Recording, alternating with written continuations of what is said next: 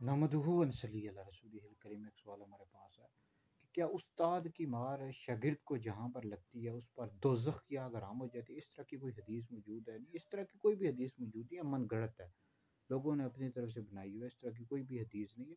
अलबत्ता उस्ताद बदनी यानी जिस्मानी सज़ा दे सकता है किसी मसलहत के तहत। बाज़ औक़ात बच्चे नहीं पढ़ते, सबक नहीं याद करते, तो ये नहीं है, डंडे डंडे से मारने की इजाज़त नहीं है। अलबत्ता हाथ से मार सकता है, और हाथ से मार सकता है 3 ज़रब तक। तो और ये भी नहीं है कि उसके सर पर मारे या चेहरे पर मारे, क्योंकि नबी करीम अलैहिस्सलाम ने चेहरे पर मारने से मना किया है। ये मुस्लिम शरीफ में भी, मिशकात शरीफ में हदीस मौजूद है।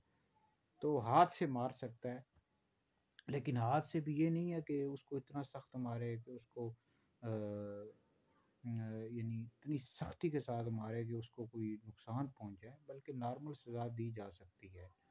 तो डंडे से मारने की इजाज़त नहीं है। बाज़ उस्ताद होते हैं डंडे के साथ मारते हैं, तो इतना सख्त मारते हैं, या पाइप के साथ मारते हैं कि बाज़ बच्चे बेचारे फौत हो जाते हैं या उनको लग जाती है कहीं पर। तो चेहरे पर भी नहीं मार सकते बच्चे के, और इसी तरह सर पर भी नहीं मार सकते। हाथ से मार सकते हैं, लेकिन वो भी मसलहत के तहत। इसमें सबसे बेहतर ये होता है कि हाथ खड़े करवा दी जाए, नॉर्मल इस तरह सज़ा दे दी जाए, ताकि बच्चा सबक याद करे। या मस्ती बाज़ बच्चे करते हैं, तंग करते हैं, तो इस तरह सज़ा दे दी जाए। लेकिन डंडे से नहीं मारना चाहिए, ना ही पैप से मारना चाहिए, ना चेहरे पर मारना चाहिए, ना सर पर मारना चाहिए।